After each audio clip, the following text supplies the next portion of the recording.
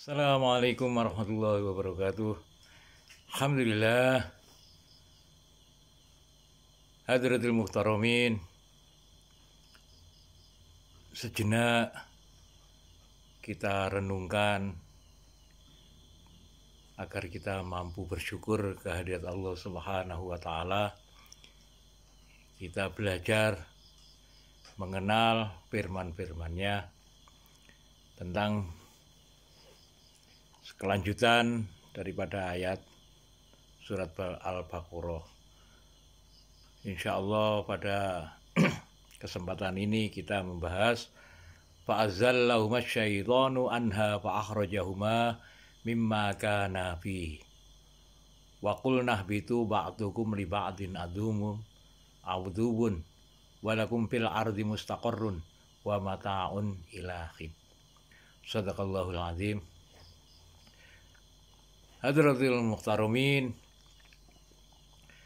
Allah Subhanahu wa Ta'ala telah memberitahukan bahwa fa'azallahuma syaitan.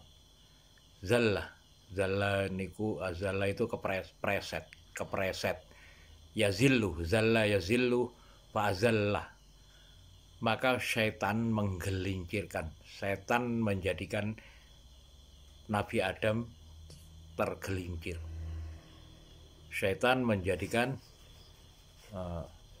Nabi Adam tergelincir.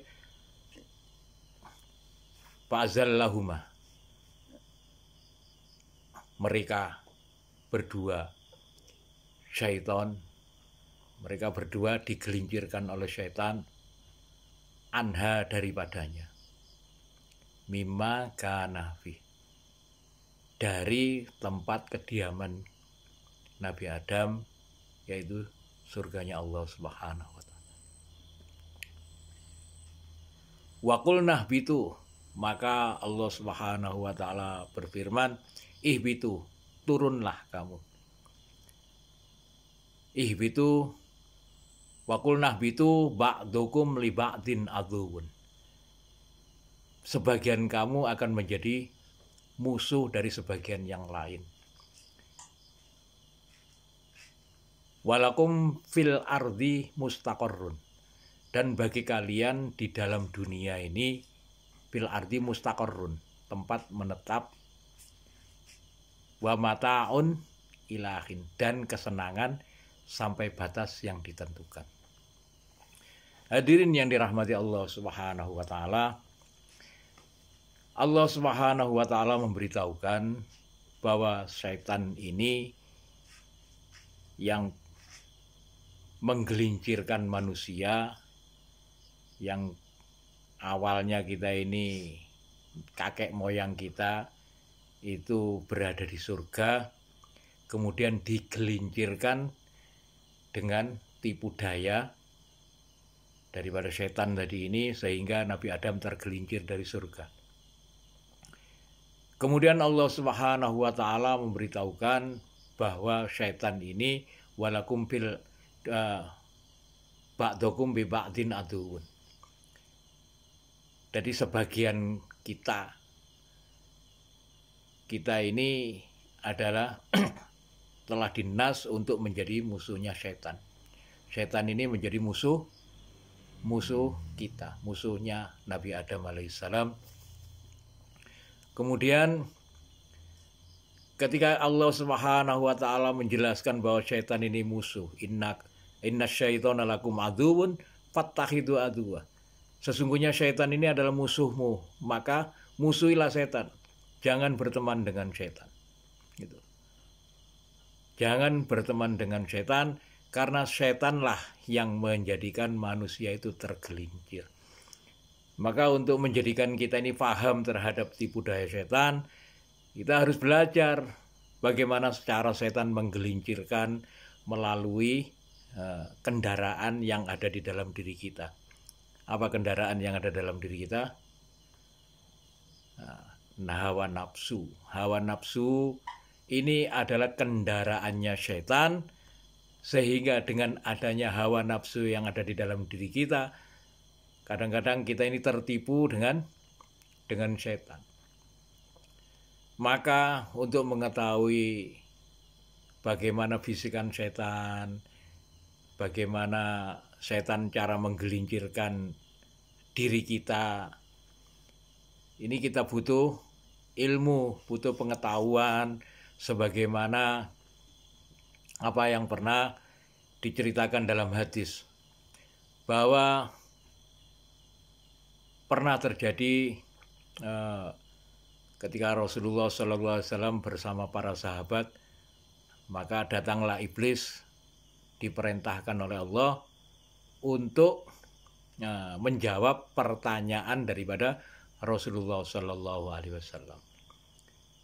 Itu hadisnya sangat panjang sekali. Nanti lain waktu kita akan membahasnya. Supaya apa? Supaya kita mengetahui. Contohnya, anak setan ini mempunyai anak yang namanya Atamah.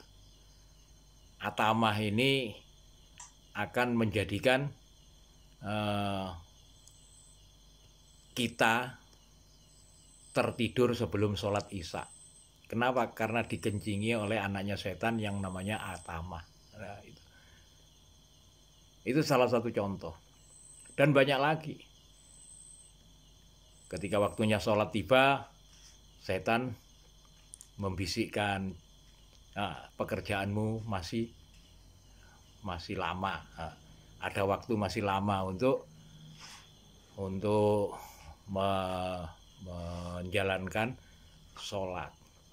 Setan ini nggak langsung, tapi membisikkan, membisikkan dalam hati kita, supaya apa? Supaya kita ini akhirnya lalai dari tugas-tugas yang Allah Subhanahu wa Ta'ala berikan kepada kita. Apa tugas kita? Wa ma khalaqtul jinna wal insa illa liya'budun. Tidak aku ciptakan bangsa jin dan manusia ini kecuali untuk ibadah. Kan sudah kita bahas di ayat-ayat yang terdepan. Mudah-mudahan ini menjadi manfaat, bahwa hidup kita di dunia ini sampai batas yang ditentukan. Walakum fil ardi mustaqarrun wa mataun ilahin. Ada kesenangan sementara. Nah, kesenangan yang selama-lamanya itu tidak di dunia, tapi nanti di akhirat. Kalau kita bisa menjadikan setan ini sebagai musuh kita, niscaya kita akan kembali senang ada di akhirat, di surga. Jangan sampai kita ini mencari kesenangan di dunia yang sementara ini. Kenapa? Bahwa Allah Subhanahu wa Ta'ala nyatakan bahwa dunia ini adalah tempatnya zuyyina lilladzina kafarul hayatid dunya. Zuyyina lilladzina kafarul hayatid dunya. Dunia ini dijadikan indah bagi pandangan mata orang-orang kafir. Jadi jangan sampai kita memandang dunia itu indah. Rasulullah SAW sabdakan bahwa ad-dunya sijratul mukminin. Dunia ini adalah penjara bagi orang-orang beriman. Wa jannatul kafirin, dan surganya orang-orang kafir, surganya orang-orang ingkar. Maka jadikan dunia ini sebagai penjara bagi kita. Supaya apa? Supaya kita ini mengekang nafsu kita, hawa nafsu kita, supaya tidak dikendarai oleh setan. Jadikan nafsu kita ini terkendali dengan cara berpuasa. Puasa supaya kita ini mengenal hawa nafsu kita. Barakallahu fiikum ajmain. Mudah-mudahan Allah Subhanahu wa Ta'ala berikan kepada kita taufik untuk mengenal diri kita, sehingga kita akan kembali menjadi hamba-hamba Allah yang mengikuti cara dari utusan beliau. Utusannya yaitu beliau baginda Nabi Sallallahu Alaihi Wasallam. Afu minkum. Assalamualaikum warahmatullahi wabarakatuh.